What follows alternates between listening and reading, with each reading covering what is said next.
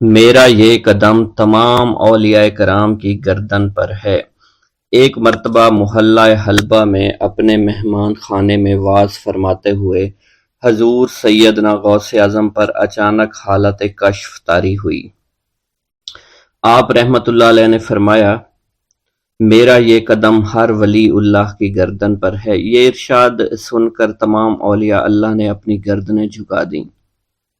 صلحائے امت نے اس کی توضیح فرمائی ہے کہ آپ رحمت اللہ علیہ کے عہد مبارک اور بعد میں قیامت تک آپ کی عطا کے بغیر ولی اللہ ولایت کے درجے پر فائز نہیں ہو سکتا۔ سلطان الہند حضرت خواجہ معین الدین چشتی المعروف خواجہ غریب نواز اس وقت خراسان کے پہاڑوں پر مجاہدات میں مشغول تھے۔ انہوں نے بھی حضور سیدنا غوث اعظم کا ارشاد گرامی سن کر اپنی گردن جھکا دی اور یوں عرض گزار ہوئے، آپ کے قدمین شریفین میرے سر اور میرے آنکھوں پر ہیں۔ حضور سیدنا غوث اعظم فرماتے ہیں کہ میں 10 برس کی عمر میں اپنے شہر کے مکتب میں حصول علم کے لیے جایا کرتا تھا۔ اس وقت میرے ساتھ ملائکہ بھی ہوتے تھے جو میرے آگے پیچھے میری حفاظت کے لیے چلتے تھے۔ جب میں مدرسہ پہنچتا تو یہ منادی کرتے تھے، اللہ کے ولی کے لیے جگہ خالی کر دو۔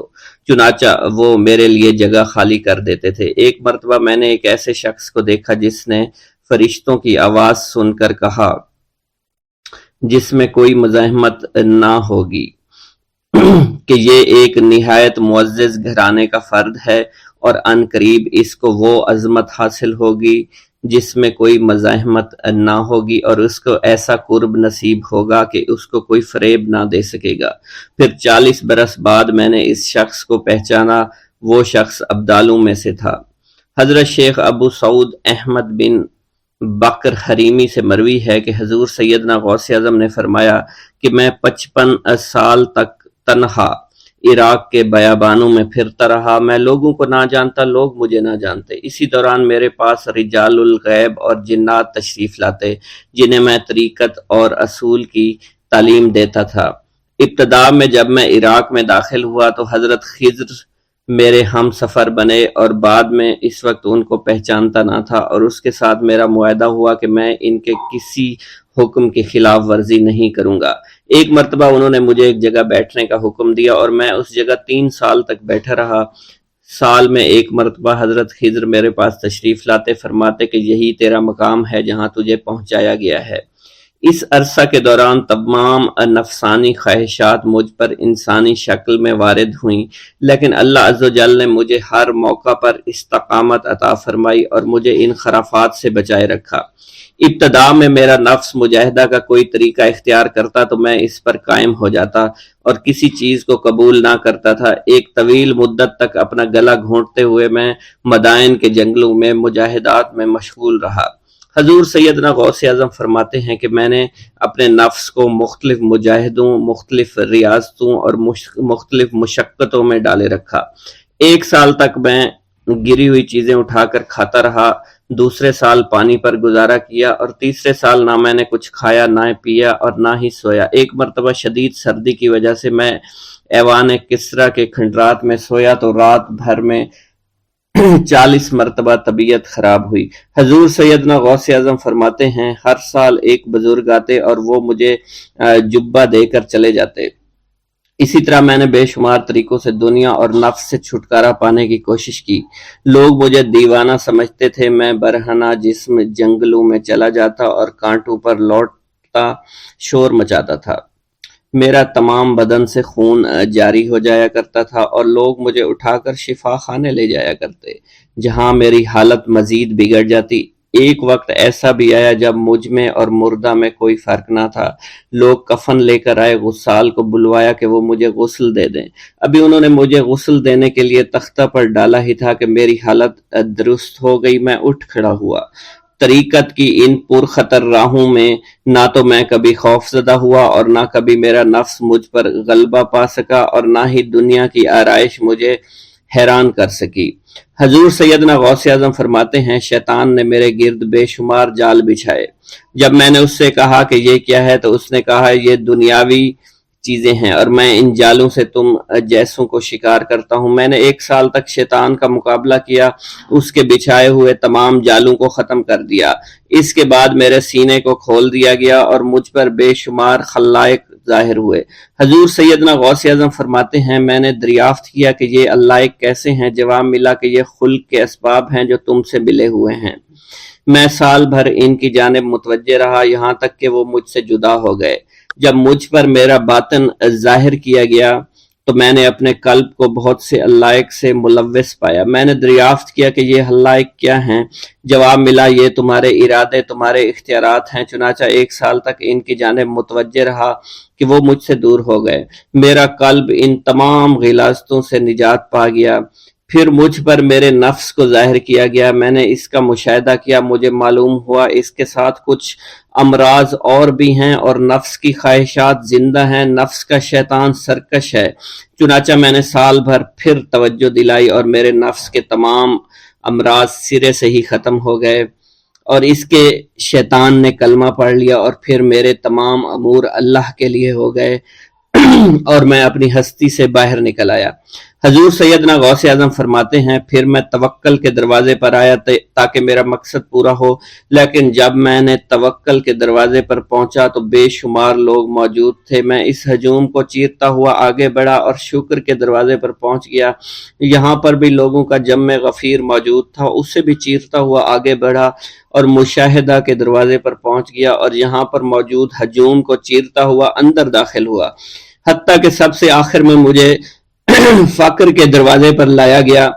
فقر کا دروازہ خالی تھا۔ جب اس دروازہ میں داخل ہوا تو دیکھا جن جن چیزوں کو میں نے ترک کیا تھا وہ سب یہاں موجود تھیں۔ یہاں مجھے ایک بہت بڑے روحانی خزانے کی فتوحات سے نوازا گیا اور میرے لیے تمام دنیا کے خزانے کھول دیے گئے۔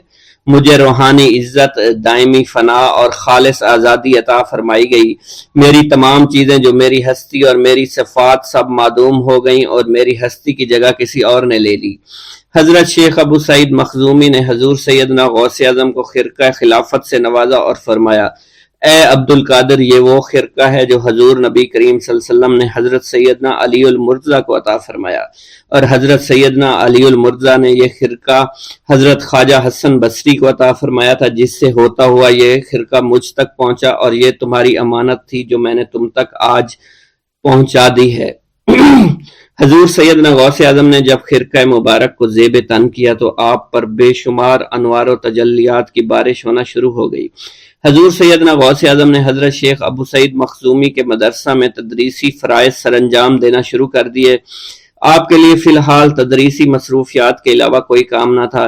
آپ کی شبانہ روز کی محنت سے آپ کے نام کا شعرہ کچھ ہی دنوں میں سارے بغداد میں پھیل گیا۔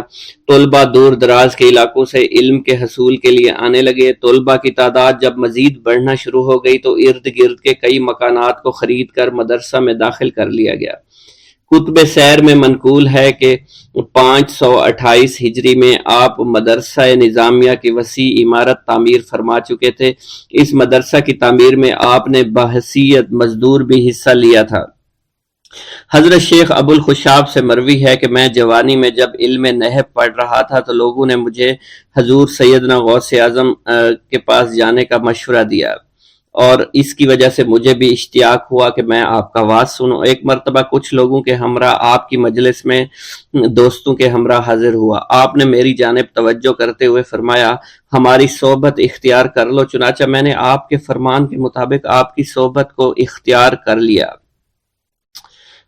آپ نے مجھے علم نحو کے علاوہ علوم عقلیہ اور تقلد حاصل کیے جس سے مجھے کوئی واقفیت پہلے نہیں تھی۔ 1 سال کے عرصہ میں آپ کی نظر کرم سے میں نے وہ علوم حاصل کر لیے جو گزشتہ اتنی عمر گزارنے کے باوجود بھی مجھے حاصل نہیں ہوئے تھے۔ منقول ہے حضرت شیخ بقا بن بطو، شیخ علی بن ہیتی اور شیخ کیلوی جب حضور سیدنا غوث اعظم کے مدرسہ میں آتے تو جھاڑو دیا کرتے تھے اور چھڑکاؤ کرتے تھے، لیکن آپ کی اجازت کے بغیر کبھی اندر داخل نہ ہوتے تھے۔ اجازت ملنے کے بعد آپ حضرات اندر داخل ہوتے اور اجازت ملنے پر ہی بیٹھتے تھے۔ آپ سے امان طلب کرتے اور امان مل جانے کے بعد مؤدب ہو کر بیٹھ جاتے۔ جس وقت آپ کہیں جانے کا ارادہ کرتے تو یہ حضرات سواری کے ہمراہ چلتے۔ آپ انہیں اس فعل سے منع فرمایا کرتے تھے اور کہتے تھے کہ ہمیں آپ کے ذریعے قرب الہی حاصل ہوا ہے۔ حضرت شیخ محمد قائل الادنیٰ سے مروی ہے کہ ایک مرتبہ حضور سیدنا غوث اعظم سے دریافت کیا گیا کہ آپ کی بزرگی اور عظمت کا راز کیا ہے؟ آپ نے فرمایا کہ میں کبھی جھوٹ نہیں بولتا اور کبھی کسی سے کذب بیانی نہیں کرتا۔ ایک گاؤں کے بارے میں کہا جاتا تھا کہ جہاں قدرت کی بے پناہ نعمتیں تھیں، اللہ پاک نے وہاں کے لوگوں کو مالا مال کیا ہوا تھا۔ ایسی نعمتیں کہ جن نعمتوں کو دیکھ کر انسان اکثر مغرور ہو جایا کرتے ہیں، مگر وہاں پر کچھ مسلمان تھے، اور سب سے بڑی اور بری بات یہ تھی کہ وہاں کے تمام لوگ کافر تھے۔ وہ کفار اپنی دولت پر بہت فخر کیا کرتے تھے، کیونکہ ان میں ہر ایک انسان بہت دولت مند تھا، ہر ایک کے پاس بے بہا پیسے تھے، کسی کو پیسوں کی کمی نہیں تھی۔ وہاں کے سردار کی ایک اکلوتی بیٹی تھی جس کو سردار بے پناہ پیار کرتا تھا۔ اس سردار کی بیٹی بے پناہ مغرور، ظالم، گھمنڈی تھی۔ وہاں پر غریب لوگ صرف مسلمان ہی تھے، تمام کافر ایک دوسرے کی مدد کیا کرتے تھے، لیکن مسلمانوں کی مدد کرنے والا وہاں پر کوئی نہ تھا۔ وہاں پر انہیں کوئی دیکھنے والا نہ تھا۔ سردار کی بیٹی کو کالے جادو میں خوب مہارت حاصل تھی، اور وہ جادو کی وجہ سے وہاں پر رہنے والے غریبوں پر بہت ظلم کیا کرتی تھی۔ تمام مسلمان اس سے بے حد پریشان تھے، اور وہ لوگوں کو غلام بناتی اور مزدور بناتی تھی۔ اگر ان میں کوئی اس کی بات نہ مانتا تو اس کو قیدی بنا کر اپنے اشاروں پر نچایا کرتی تھی۔ اس بستی میں چونکہ اکا دکا مسلمان تھے جن کا کوئی پرسان حال نہیں تھا، کوئی بھی ان کو بچانے والا نہیں تھا۔ جب وہ سردار کی بیٹی کے ظلم حد سے بڑھ گئے تو مسلمانوں میں سے ایک بوڑھے شخص نے اللہ کے حضور گڑ گڑا کر دعائیں کی، اے اللہ، ہمارے چند نسلیں جو یہاں پر بچی ہوئی ہیں، ان نسلوں کو تو بچا لے۔ یہ سردار کی بیٹی جس نے ہمارا جینا دشوار کر رکھا ہے، یہاں کوئی بھی انسان ہمارا حال نہیں پوچھتا، اور نہ ہی ہمارے پاس مال و دولت ہے، اور نہ ہی ہمارے پاس جسمانی طاقت بچی ہے۔ یا اللہ، ہمارے لیے کوئی ایسا بندہ بھیج جو نہ صرف طاقتور ہو بلکہ اس جادوگرنی یعنی سردار کی بیٹی کو بھی ہرا سکے۔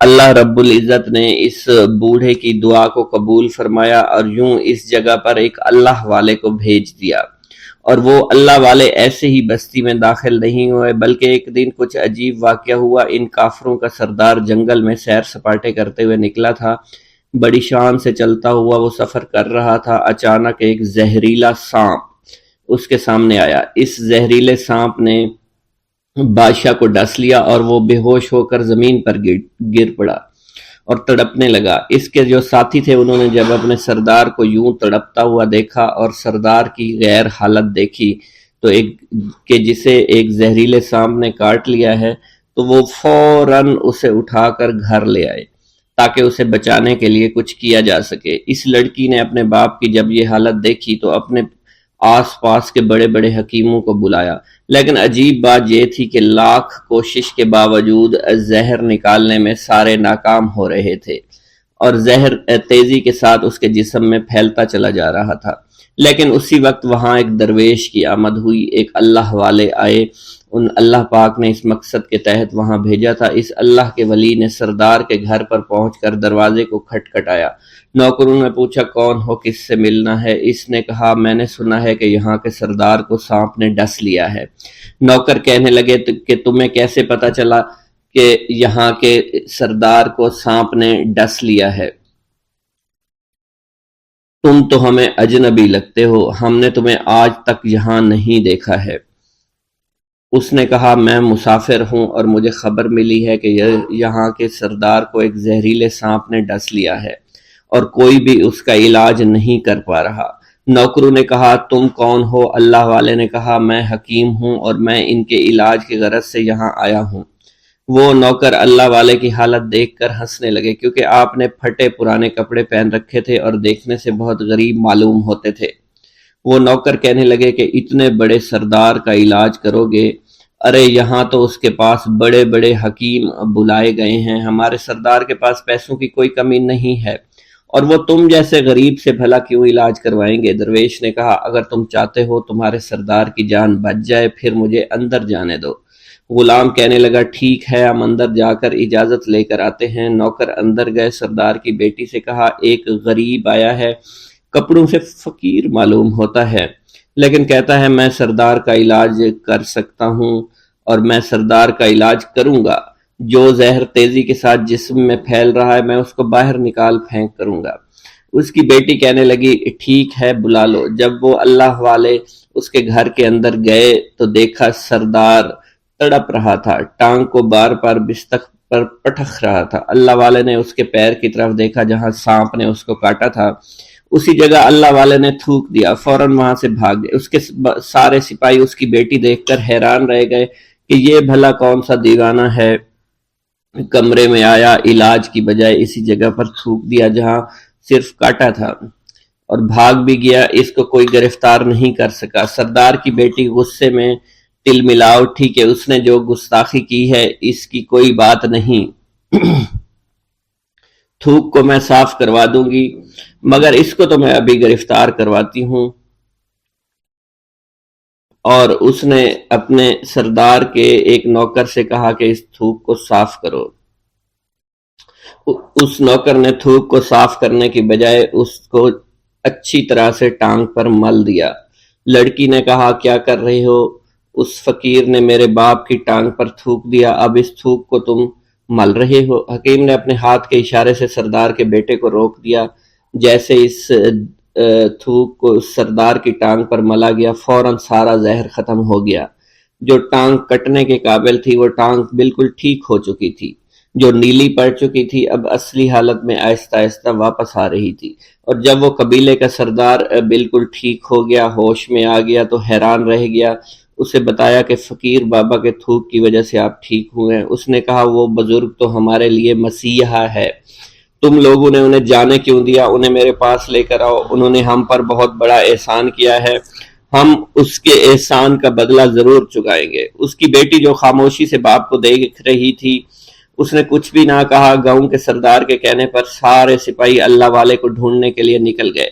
وہ چاروں طرف پھیل گئے لیکن کہیں بھی اللہ والے کا پتہ نہیں چل رہا تھا۔ پھر جب سپاہی تلاش کرتے کرتے جنگل میں داخل ہوئے، وہاں ایک درخت کے نیچے ایک آدمی کو عبادت کرتے ہوئے دیکھا۔ وہ غور سے اس کو دیکھ رہے تھے اور کہہ رہے تھے یہ کس طرح کی عبادت کر رہے ہیں؟ ہم لوگ تو اپنے بتوں کے آگے ہاتھ جوڑتے ہیں، یہ نہ جانے کس کو سجدہ کر رہے ہیں۔ خیر، عبادت کے فوراً بعد اللہ والے کو پکڑ لیا، گاؤں کے سردار کے سامنے پیش کیا۔ وہ کہنے لگا آپ کون ہیں اور کہاں سے آئے ہیں؟ سب سے پہلے تو میں گستاخی کی معافی چاہتا ہوں، میرے لوگوں نے آپ کے ساتھ بڑی بدتمیزی کی لیکن آپ کی وجہ سے آج میں زندہ ہوں۔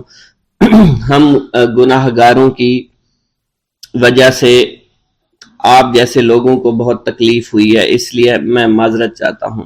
آپ سے درخواست کرتا ہوں کہ آپ میری طرف سے یہ قیمتی لباس یعنی کپڑے اور عربی گھوڑا قبول کیجئے۔ اللہ والوں نے اس کی طرف مسکرا کر دیکھا اور کہا یہ گھوڑا، یہ لباس بہت قیمتی ہے مگر یہ لباس پہن کر اس گھوڑے کے لیے گھاس کاٹوں گا تو کیا اچھا لگوں گا؟ سردار نے کہا فکر نہ کریں، گھوڑے کے ساتھ ساتھ ہم آپ کو نوکر بھی دیں گے۔ اللہ والے نے کہا کہ اتنی مال و دولت اور نوکروں کے ساتھ میں اکیلا رہوں گا؟ گاؤں کا سردار بولا حضور آپ کی یہ بات سن کر میں سوچ میں گم ہو گیا ہوں، لیکن یہ میری بیٹی آپ کے سامنے حاضر ہے۔ بیٹی حیرت سے اپنے باپ کو دیکھ رہی تھی کہ میرا باپ اب کیا کہنے والا ہے۔ سردار نے کہا میری بیٹی جسے آپ نے دیکھ لیا ہے اس کی شادی میں آپ سے کر دوں گا مگر ایک شرط ہے کہ آپ کو اپنے مذہب کو چھوڑنا پڑے گا۔ میرے سپاہیوں نے آپ کو عبادت کرتے ہوئے دیکھا ہے، جہاں تک ہمارے معمولات ہیں ہم بتوں کے آگے سجدہ کرتے ہیں اور ان کی عبادت کرتے ہیں، اور آپ جس کے آگے سجدہ کرتے ہیں وہ اللہ ہے، یعنی آپ مسلمان ہیں، اس لیے آپ کو اپنا مذہب چھوڑنا پڑے گا۔ کیا آپ ایسا کر سکتے ہیں؟ اللہ والے نے کہا کہ مجھے ایک بات بتائیے، آپ سب کچھ دیکھ رہے ہیں، آپ نے مجھے یہ بھی دعا دی کہ میری اولادیں ہوں اور آپ کی نسل آپ کی بیٹی سے چلے گی۔ مجھے ایک بات بتائیں، اگر ان بچوں میں سے کسی بچے کو خدا نخواستہ کچھ ہو گیا تو کس کو رونا پڑے گا؟ سردار نے جواب دیا اگر خدا نہ خواستہ کچھ ایسا ہوا تو رونا مجھ کو ہی پڑے گا۔ اللہ والا نے مسکرا کر کہا اگر یہ سارا مال لے کر مجھے رونا ہی پڑا تو آپ اپنا گھوڑا، اپنی دولت، اپنی بیٹی، ہر چیز اپنے پاس رکھ لو، میں خوش ہوں، میں مسلمان ہوں، میں ٹھیک ہوں۔ اگر یہ تمام چیزیں لے کر مجھے اپنا محلہ چھوڑنا پڑے تو میں اپنی جان دے کر بھی اپنے مذہب کو نہیں چھوڑوں گا۔ جس طرح آپ نے مجھے نوازا ہے میں اسی رب کے دین کو چھوڑ کر چلا جاؤں گا۔ صرف چند پیسوں کی خاطر میں ہر دن پیسہ نہیں کر سکتا، اور اپنی درویشی میں بہت خوش ہوں۔ اللہ نے مجھے جس مقصد کے لیے بھیجا تھا وہ میرا مقصد پورا ہو جائے گا۔ گاؤں کے سردار نے پوچھا، یہ کہہ کر وہ اللہ والے جانے لگے تو سردار نے درویش کو رک جانے کا کہا اور کہنے لگے میں نے مال دے کر تمہیں آزمایا اور تمہیں پرکھا، لیکن تم اپنے مذہب کو چھوڑنے پر راضی نہیں ہو۔ اگر تم یہی سب کرنے آئے تھے تو تمہیں اس بات کا ڈر نہیں؟ کیا تم نہیں جانتے ہم کتنے طاقتور ہیں اور میری بیٹی اپنے عمل میں اتنی ماہر ہے کہ تمہیں یہاں کھڑے کھڑے ابھی جنگلی جانور بنا سکتی ہے۔ اللہ والے نے کہا کہ اس نے جنگلی جانور کمزور لوگوں کو بنایا ہوگا، یہ مجھے جانور بنا کر تو دکھائے۔ اس سے پہلے کہ گاؤں کا سردار اپنی بیٹی سے کچھ کہتا کہ اس پر وار کرو، اللہ والے نے جادوگرنی پر ایسی پھونک ماری کہ وہ اسی وقت ایک بہت بڑی چھپکلی بن گئی۔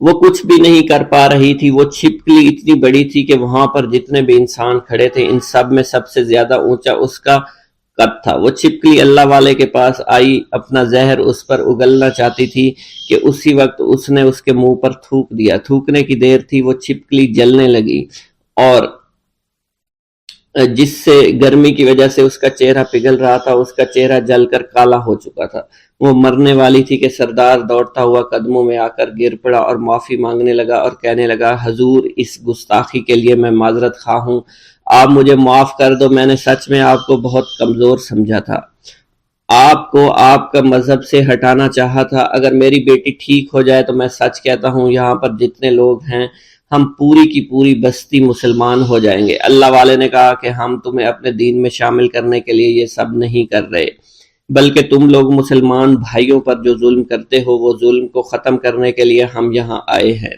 ہمارے دین میں جبر اور ظلم نہیں۔ اگر تمہارے بیٹی سے انسان بن کر سدھر جاتی ہے تو اس کو اس کی اصلی حالت میں لانے کے لیے میں خود کو اللہ کی بارگاہ میں پیش کروں گا اور دعا کروں گا۔ سردار کہنے لگا کہ ہاں میری بیٹی اصلی حالت میں اگر آ جائے تو پھر ہم کسی پر ظلم و ستم نہیں کریں گے، اور میں دل سے اپنی بیٹی کے لیے معافی چاہتا ہوں۔ آج سے یہ کوئی بھی جادو ٹونا اور مسلمانوں کو تنگ نہیں کرے گی اور نہ ہی کسی مسلمان پر یہ ظلم اور جبر کرے گی، بس آپ اسے دوبارہ سے انسان بنا دے۔ اللہ والا نے چھپکلی پر دوبارہ سے پھونک ماری تو پھر سے انسان بن گئی اور اللہ والے کے قدموں سے وہ لپٹ گئی، کہنے لگی مجھے معاف کر دیجئے، مجھے معاف کر دیجئے، میں نے اپنے آپ کو بہت طاقتور سمجھا۔ اس لڑکی کا آدھا چہرہ جل چکا تھا اور کالا ہو چکا تھا، وہ کہنے لگی کہ آج اپنے باپ کے ساتھ میں آپ کے دست مبارک پر مسلمان ہونا چاہتی ہوں۔ میں وعدہ کرتی ہوں کہ آج سے اس بستی پر کوئی بھی کافر کسی مسلمان کے ساتھ بدتمیزی نہیں کرے گا، زیادتی نہیں کرے گا، ظلم اور جبر نہیں کرے گا، بلکہ ہم سب یہاں مل جل کر رہیں گے اور بھائی چارے کے ساتھ رہیں گے۔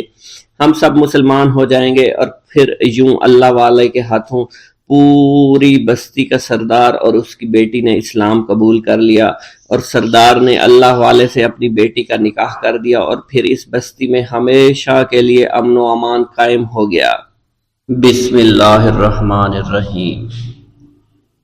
ناظرین گرامی، روایت میں آتا ہے کہ قطب الاقطاب حضرت شیخ عبد القادر جیلانی الحسنی والحسینی الجیلانی، حضرت غوث اعظم شیخ عبد القادر جیلانی رحمۃ اللہ علیہ جب نماز ادا کرتے تو بہت زار و قطار رویا کرتے، یعنی گریہ زاری کیا کرتے تھے۔ روتے روتے آپ کی ہچکی بن جایا کرتی تھی۔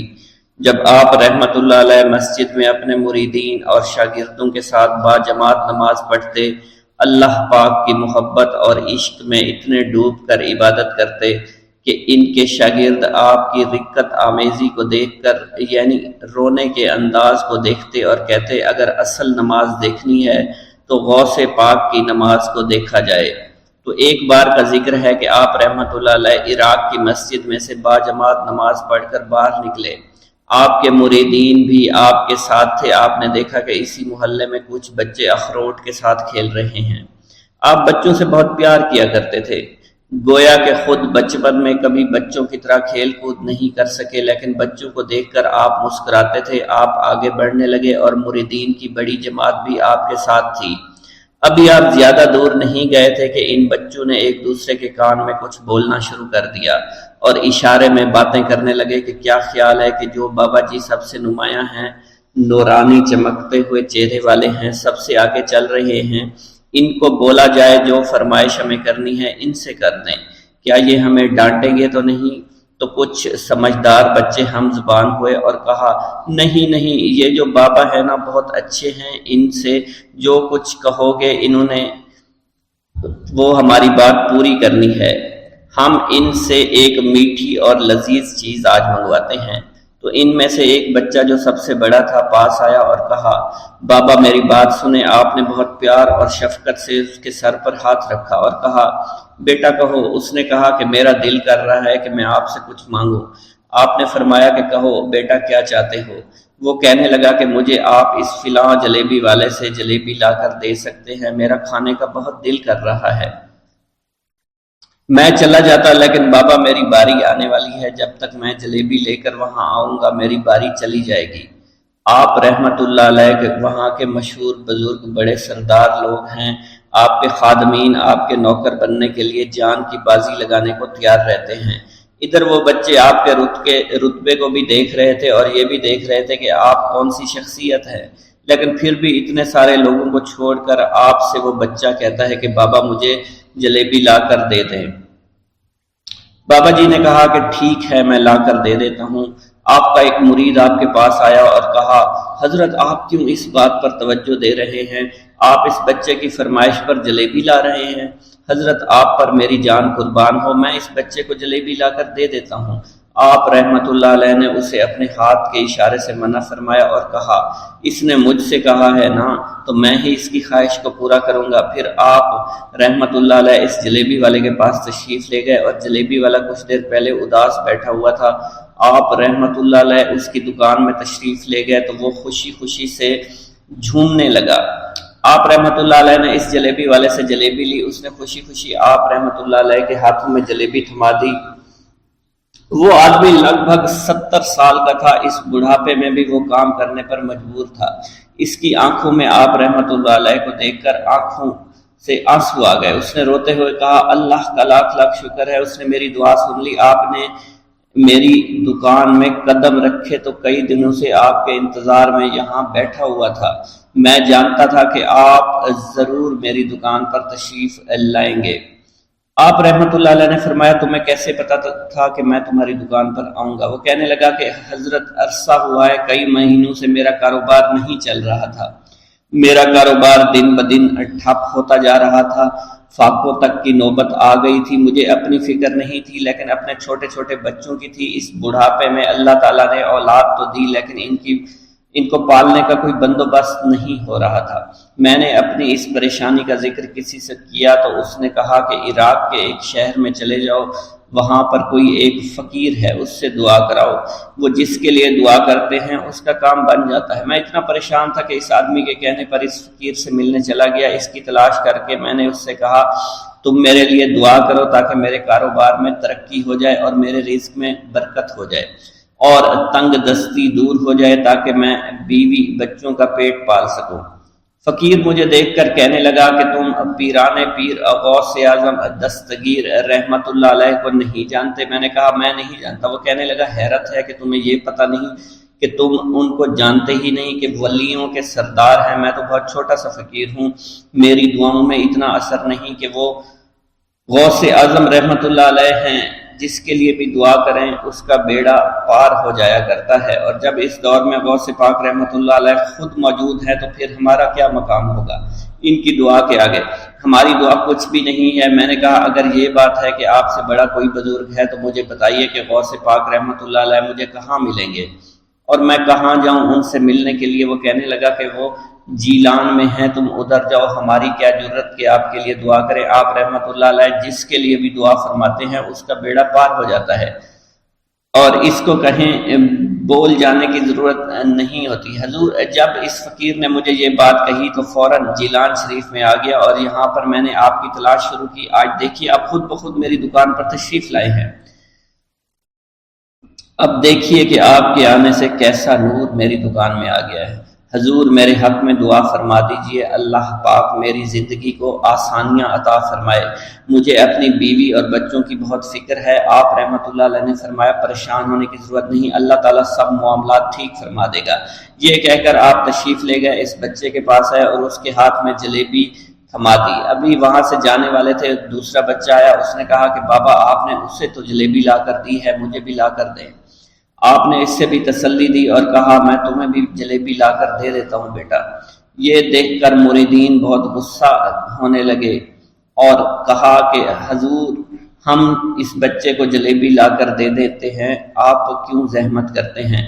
لیکن آپ نے فرمایا نہیں، یہ بچے مجھ سے کہہ رہے ہیں نا، میں ان کا نہیں ٹال سکتا۔ حضور آپ بہت مصروف شخصیت ہے، کیوں ان چھوٹے بچوں کی باتیں سن رہے ہیں؟ آپ نے ہاتھ کے اشارے سے انہیں روکا اور فرمایا اللہ تعالیٰ نے ہمیں جس کام کے لیے چنا ہے بس وہ کام ہی ہم کر رہے ہیں، تم لوگ اللہ پاک کی حکمت کو نہیں سمجھ رہے۔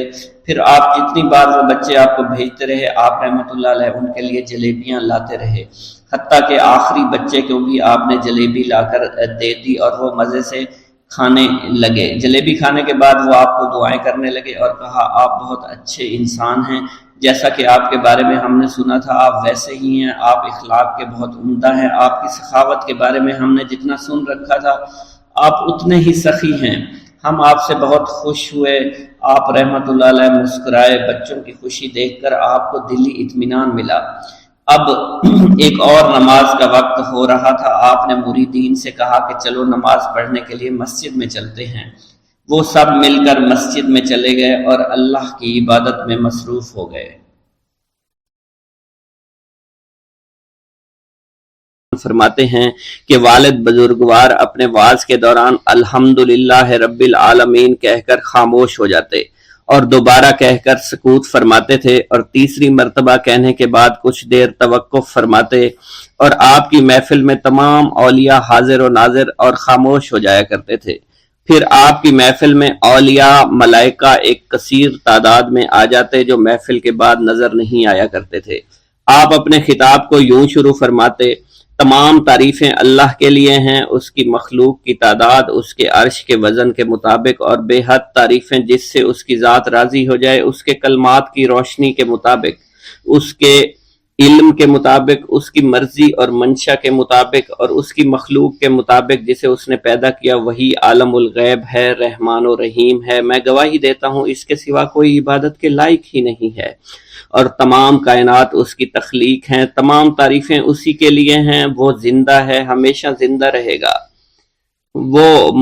اسے موت نہیں آتی بلکہ وہ مارتا ہے، تمام بھلائیاں اسی کے لیے ہیں، اور واحد ہے، یکتا ہے، کوئی شریک نہیں ہے، کوئی وزیر نہیں ہے، اس نے نہ کسی کو جنا ہے اور نہ ہی اسے کسی نے جنا ہے، وہ بلند و بالا ہے، اس جیسا کوئی نہیں۔ میں اس کی گواہی دیتا ہوں حضور نبی کریم صلی اللہ علیہ وآلہ وسلم اللہ کے رسول، اللہ کے پیغمبر ہیں، وہ تمام مخلوقات سے افضل ہیں۔ اللہ عز و جل نے ان کی ہدایت دے کر ان کو بھیجا تاکہ وہ دین اسلام کو تمام ادیان پر بلند کریں، خواہ مشرکین اس کو برا سمجھیں۔ اللہ راضی ہو خلیفہ اول حضرت سیدنا ابو بکر صدیق سے، جن کی تائید حق کے ساتھ تھی، جن کو حضور نبی کریم نے عقیق کا لقب دیا، جو پاک تھے، پاکیزہ نسل سے تعلق رکھتے تھے، جنہوں نے ہر موقع پر حضور نبی کریم صلی اللہ علیہ وسلم کی حمایت کی اور ان کی تصدیق فرمائی، اور اب بھی نبی کریم کے ہمراہ ابدی آرام فرما رہے ہیں۔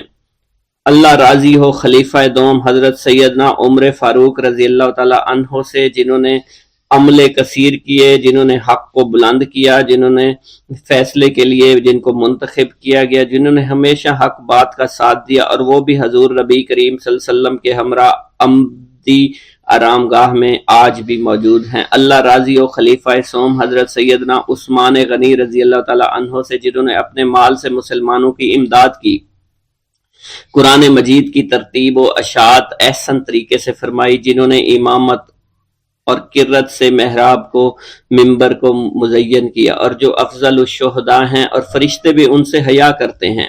اللہ راضی ہو خلیفہ چہارم حضرت سیدنا علی المرتضیٰ سے، جو شجاعت و جواں مردی میں بے مثل ہیں، حضور نبی کریم صلی اللہ علیہ وسلم کے چچا زاد بھائی اور داماد ہیں۔ آپ دین اسلام کے امام و عالم ہیں، اور جن کے لیے حضور نبی کریم صلی اللہ علیہ وسلم نے فرمایا کہ میں تم پر فدا ہو جاؤں۔ اللہ راضی ہو حسنین کریمین حضرت سیدنا امام حسن امام حسین سے، جن کی نیکیاں تا حشر قائم رہنے والی ہیں اور جن کے مراتب بے مثل ہیں۔ اللہ نے ان کے قلوب کو نیکیوں کی جانب مائل کیا۔ اے اللہ تو ہمارے رازوں اور دلی کیفیات سے واقف ہے، ہمیں ہر عمل کرنے اور برائی سے بچنے کی توفیق عطا فرما، اور ہمیں گناہوں کی لذت سے بچا، ہمیں اپنے ما سوا سے محفوظ رکھ اور اپنی مشغولیت عطا فرما۔ بے شک اللہ کے سوا کوئی عبادت کے لائق نہیں، جو چاہتا ہے وہی ہوتا ہے، اور وہی قوی اور وہی عظیم ہے۔ اے اللہ ہمیں غفلت سے بچا اور ہمارے اوپر وہ بوجھ نہ ڈال جو تو نے پہلی امتوں پر ڈالا۔ اے ہمارے رب العالمین ہمیں معاف فرما اور ہماری مغفرت عطا فرما، کیونکہ تو ہی ہمارا رب ہے، تو ہی ہمارا مولا ہے، آمین۔ حضرت شیخ عبداللہ جبائی کا قول ہے کہ حضور سیدنا غوث اعظم رحمت اللہ علیہ نے مجھ سے ارشاد فرمایا کہ میرے نزدیک کھانا کھلانا اور حسن اخلاق افضل اور اعلیٰ ہیں۔ آپ کے پاس کبھی پیسہ نہیں ٹھہرا کرتا تھا، اگر صبح کے وقت آپ کے پاس 1000 دینار آ جاتے تو شام تک وہ غریبوں اور محتاجوں میں تقسیم ہو جایا کرتے تھے۔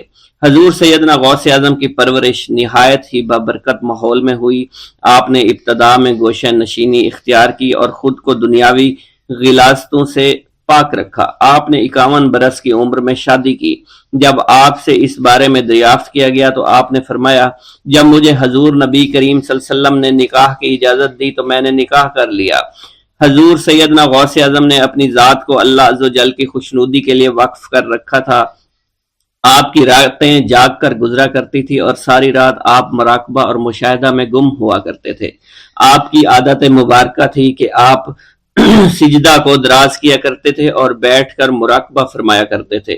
اسی دوران آپ کا جسم مبارک نورانی شعاؤں کے زیر اثر ہوتا اور کئی مرتبہ آپ نورانی شعاؤں میں غائب ہو جایا کرتے تھے۔ حضرت شیخ ابو عبداللہ بن حسنین بن ابی الفضل فرماتے ہیں کہ حضور سیدنا غوث اعظم کے بعض دہقانی مریدین ہر سال آپ کے لیے گیہوں بوتے تھے اور جائز طریقہ سے اسے پالتے تھے۔ پھر آپ کے بعض مریدین اسے پیستے اور آپ کے لیے ہر روز 4-5 روٹیاں پکاتے اور شام کو آپ کے پاس روٹیاں لے کر آیا کرتے تھے۔ آپ حاضرین میں ایک ایک ٹکڑا تقسیم کر دیتے اور جو بچ جاتا وہ اپنے لیے رکھ لیا کرتے تھے۔ حضرت شیخ خضر حسنی سے منقول ہے، حضور سیدنا غوث اعظم ایک شکستہ دل فقیر کو دیکھا۔ آپ نے اس سے اس کی کیفیت کے متعلق دریافت کیا تو اس نے کہا کہ میں آج دریا کے کنارے گیا اور ملاح سے کہا مجھے دریا کے پار لے جائے۔ اس نے انکار کر دیا۔ میں اپنے اس افلاس کے سبب پریشان اور شکستہ دل ہوں۔ ابھی اس فقیر کا کلام جاری تھا کہ ایک شخص آپ کی خدمت میں حاضر ہوا اور 30 دینار آپ کی خدمت میں پیش کیے۔ آپ نے وہ دینار اس فقیر کو دے دیے اور فرمایا کہ اس ملاح سے کہنا کہ کسی فقیر کا سوال رد نہ کیا کرے۔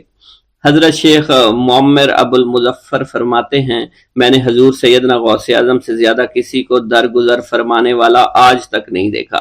آپ کی عطا کا یہ علم تھا، ایک محفل میں 400 لوگوں کو ولایت کے مقام اعلیٰ تک پہنچا دیا کرتے تھے، بھوکوں کو کھانا کھلانا، بیواؤں کی حاجت روائی کرنا آپ کا معمول تھا۔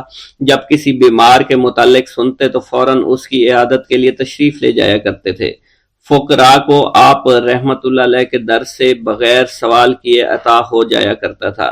حضور سیدنا غوث اعظم نے فرمایا کہ مخلوق سے کنارہ کشی سے پہلے علم حاصل کرو، کیونکہ جو شخص علم کے بغیر عبادت کرتا ہے وہ اصلاح سے زیادہ فساد میں مبتلا ہو جاتا ہے۔ تمہیں چاہیے کہ شمع شریعت اپنے ہمراہ لے کر علم کی روشنی میں علم عمل کرو، پھر اللہ تعالیٰ تمہیں علم لدنی کا وارث بنا دے گا جس سے تم ناواقف ہو۔ تمہیں چاہیے کہ تمام اسباب و ذرائع سے تعلق منقطع کر کے رشتہ داروں اور احباب سے جدائی اختیار کرو، تاکہ تم اپنے زہد کی وجہ سے اپنی قوت باطنی اور اپنے حسن ادب کا مشاہدہ کر سکو۔ خدا کے علاوہ تمام عالم و اسباب سے اس خوف سے منقطع ہو جاؤ تاکہ تمہاری شمع معرفت نہ بجھ جائے، اور جب تم 40 دن اپنے رب کے لیے مخصوص کر دو گے تو تمہارے قلب سے حکمت کے چشمے جاری ہو جائیں گے اور تم معرفت الہی کی تپش کا مشاہدہ کرنے لگے گے جس کو حضرت موسیٰ علیہ السلام نے اپنے شجر قلب پر محسوس کیا تھا۔ اس کیفیت کے بعد تم اپنے نفس و خواہش، اپنے شیطان سے، اپنی طبیعت اور اپنے وجود سے کہو گے کہ ٹھہر جا، میں نے اس آگ کا مشاہدہ کر لیا ہے جو قلب موسیٰ علیہ السلام پر روشن ہوئی تھی۔ اس کے بعد تمہارے قلب میں باطن سے یہ آواز آنے لگے گی کہ میں ہی تمہارا رب ہوں، میری ہی عبادت کرو، میرے غیر کی اطاعت سے گریزاں ہو جاؤ، میرے سوا کسی سے تعلق مت رکھو، میری معرفت حاصل کر کے میرے غیر کو فراموش کرو، غیر سے اعراض کر کے میرے علم، میرے قرب، میرے ملک اور میری سلطنت کی جانب متوجہ رہو۔ جب تمہیں بقا الہی حاصل ہو جائے تو تمہاری زبان پر اندہ جاری ہو جائے گا اور تمام حجابات رفع ہو کر قلب سے کدورت زائل ہو جائے گی اور نفس کو مکمل سکون حاصل ہو جائے گا۔ پھر جب اس کے الطاف غالب ہو جائیں گے تو تمہیں خطاب کیا جائے گا، اے قلب، فرعون نفس کی طرف توجہ کر اور اس کو راہ ہدایت پر چلاتا ہوا میری جانب آ لے اور اس سے کہہ دے کہ میرا ہی اتباع کریں، پھر انہیں رشد کے راستے پر ہدایت کر کے اس سے تعلق قائم کر اور اس کے بعد پھر قطع تعلق کر کے دوبارہ استوار کر لے اور اسی طرح سے کرتا رہے۔ حضرت شیخ و معمر سے منقول ہے، فرماتے ہیں ایک مرتبہ میں حضور سیدنا غوث اعظم شیخ عبد القادر جیلانی رحمۃ اللہ علیہ کی خدمت میں حاضر تھا۔ آپ بیٹھے کچھ لکھ رہے تھے، اسی دوران چھت سے 3 مرتبہ مٹی گری، چوتھی مرتبہ ایسا ہوا آپ نے جلال میں آ کر اس جگہ دیکھا جہاں سے مٹی گر رہی تھی، اسی دوران ایک چوہا اس جگہ سے نیچے گرا اور مر گیا، یہ چوہا ہی وہاں سے مٹی کھود رہا تھا۔ حضرت شیخ عمر بن مسعود بزاز فرماتے ہیں حضور سیدنا غوث اعظم وضو فرما رہے تھے، اسی دوران ایک چڑیا نے آپ کی قمیض پر بیٹ کر دی، آپ نے جلالی نظروں سے چڑیا کو دیکھا، وہ چڑیا اسی وقت نیچے گری مر گئی۔ آپ نے وضو سے فارغ ہونے کے بعد قمیض کے اس حصے کو دھویا اور پھر اپنی قمیض مبارک اتار کر مجھے دی اور فرمایا اس کو فروخت کر کے اس کی رقم کو خیرات کر دو، یہ اس کا بدلہ ہے۔ حضور سیدنا غوث اعظم کے زمانہ میں بہت ہی گناہگار شخص تھا، اس کے دل میں آپ سے بے پناہ محبت تھی۔ جب اس کے مرنے کے بعد دفن کیا گیا تو قبر میں منکر نکیر نے سوالات کیے تو اس نے سوال کے جواب میں عبد القادر جواب دیا۔ منکر نکیر نے اللہ کی بارگاہ میں اس کے جواب کو پیش کیا، حکم ہوا اگرچہ یہ بندہ فاسقوں میں سے ہے لیکن یہ میرے محبوب سید عبد القادر جو کہ صادقین میں سے ہیں ان سے محبت رکھتا ہے۔ بغداد کے محلہ باب العز کے قبرستان میں سے ایک قبر سے مردہ کے چیخنے کی آواز آنے لگی۔ لوگوں نے حضور سیدنا غوث اعظم کی خدمت میں عرض ہو کر عرض کیا، آپ نے دریافت کیا کیا صاحب قبر نے مجھ سے خرقہ پہنا؟ لوگوں نے عرض کیا ہمیں اس کا علم نہیں۔ آپ نے دریافت کیا کیا یہ میری محفل میں کبھی شریک ہوا؟ ہمیں اس کا علم نہیں۔ آپ نے پھر دریافت کیا کیا کبھی میرے پیچھے نماز پڑھی؟ نہیں معلوم۔ آپ نے مراقبہ فرمایا اور آپ کے چہرہ مبارک پر جلالیت کے آثار نمودار ہو گئے۔ بعد ازاں آپ نے چہرہ مبارک پر وقار ظاہر ہوا اور آپ نے فرمایا کہ اس شخص نے میری زیارت کی، مجھ سے حسن ظن رکھا، اسی وجہ سے اللہ نے اس پر رحم فرما دیا ہے، چنانچہ اس کے بعد کبھی قبر سے آواز نہیں آئی۔ منقول ہے حضرت شیخ ابو الحسن علی بن وہب ازجی بیمار ہو گئے، حضور سیدنا غوث اعظم عیادت کے لیے تشریف لائے تو آپ نے وہاں ایک قمری اور ایک کبوتری کو دیکھا۔ حضرت شیخ ابو الحسن نے آپ سے عرض کی کہ یہ کبوتری 6 ماہ سے انڈے نہیں دے رہی اور قمری 9 مہینے سے بول نہیں رہی۔ آپ نے کبوتری سے فرمایا تو اپنے مالک کو فائدہ پہنچا اور قمری سے فرمایا تو اپنے خالق کی تسبیح کر۔ चुनाचा कमरी ने उसी वक्त कू करना शुरू कर दिया, यहाँ तक कि बगदाद के लोग उसकी आवाज सुनने के लिए जौक तर जौक जमा होना शुरू हो गए और कबूतरी ने भी अंडे दे दिए और उनसे बच्चे निकले।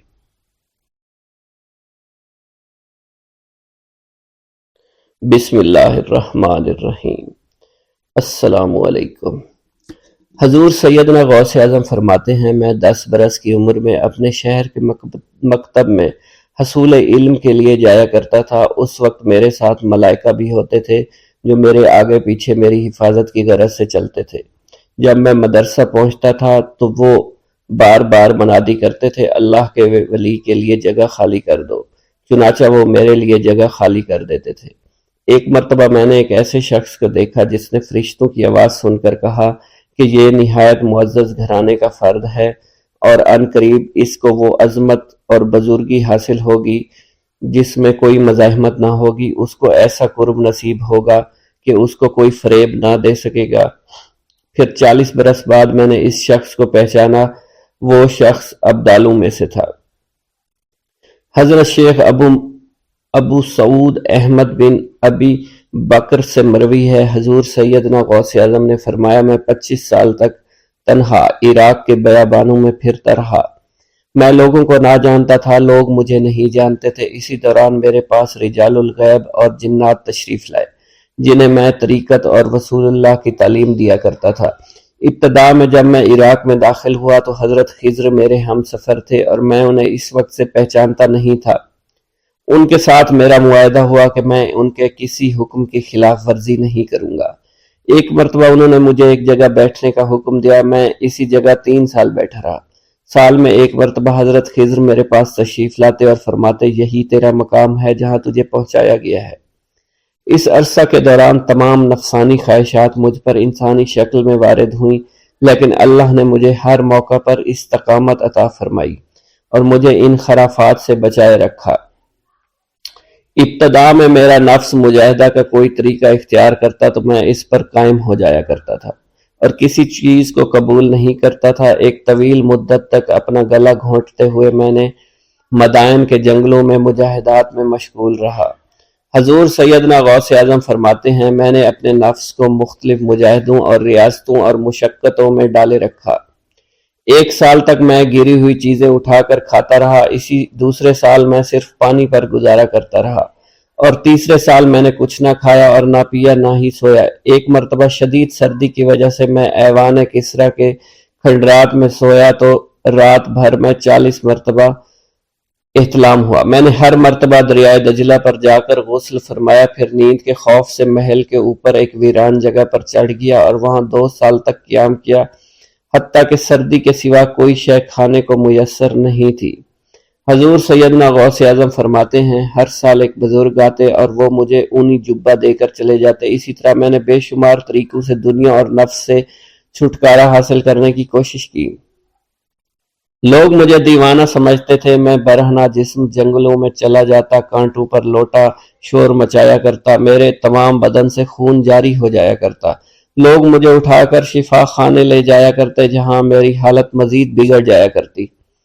एक वक्त ऐसा आया जब मुझ में और मुर्दा में कोई फर्क न था। लोग कफन ले आए और गुस्साल को बुलवाया कि वो मुझे गुस्ल दे। अभी उन्होंने मुझे गुस्ल देने के लिए एक तख्ता पर लिटाया। मेरी हालत दुरुस्त हो गई। मैं उठ खड़ा हुआ। तरीकत की इन पुरखतर राहों में ना तो मैं कभी खौफजदा हुआ, ना कभी मेरा नफ्स मुझ पर गालिब पा सका और ना ही दुनिया की आसाइश मुझे हैरान कर सकी। हजूर सैयद गौस आज़म फरमाते हैं, शैतान ने मेरे गिर्द बेशुमार जाल बिछाए।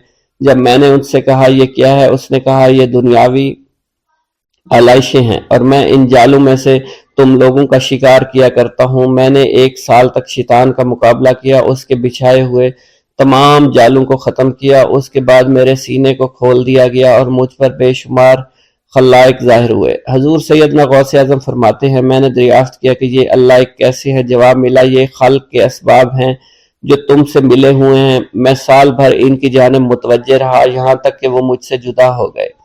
जब मुझ पर बातन जाहिर हुआ तो मैं अपने कल्ब को बहुत से अल्लाइक से मुलव्वस पाया। मैंने दरियाफ्त किया, ये अल्लाइक क्या हैं। जवाब मिला, ये तुम्हारे इरादे, तुम्हारे इख्तियारात हैं چنانچہ 1 سال تک ان کی جانب متوجہ رہا، یہاں تک کہ وہ سب علائق مجھ سے دور ہو گئے اور میرا قلب ان غلاظتوں سے نجات پا گیا۔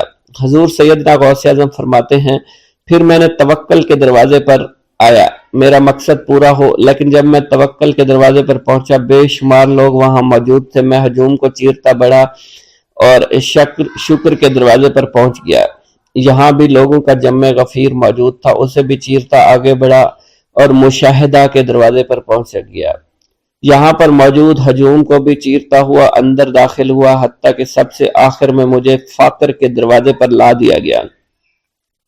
فقر کا دروازہ خالی تھا۔ جب میں اس دروازے میں داخل ہوا تو دیکھا جن جن چیزوں کو میں نے ترک کیا تھا وہ سب یہاں موجود تھی۔ یہاں مجھے ایک بہت بڑے روحانی خزانے کی فتوحات سے نوازا گیا، میرے لیے تمام دنیا کے خزانے کھول دیے گئے، مجھے روحانی عزت، دائمی غنا اور خالص آزادی عطا فرمائی گئی۔ میری تمام چیزیں جو میری ہستی اور میری صفات سب معدوم ہو گئی تھی، وہ میری ہستی کی جگہ کسی اور نے لے لی تھی۔ حضرت شیخ ابو سعید مخزومی نے حضور سیدنا غوث اعظم کو خرقہ خلافت سے نوازا اور فرمایا، اے عبد القادر، یہ وہ خرقہ ہے جو حضور نبی کریم صلی اللہ علیہ وسلم نے سیدنا علی المرتضیٰ کو عطا فرمایا۔ سیدنا علی المرتضیٰ نے یہ خرقہ خواجہ حسن بصری کو عطا فرمایا، جس سے ہوتا ہوا یہ مجھ تک پہنچا، اور یہ تمہاری امانت تھی جو میں نے تم تک پہنچا دی۔ حضور سیدنا غوث اعظم نے جب خرقہ مبارک کو زیب تن کیا تو آپ پر بے شمار انوار و تجلیات کی بارش ہونا شروع ہو گئی۔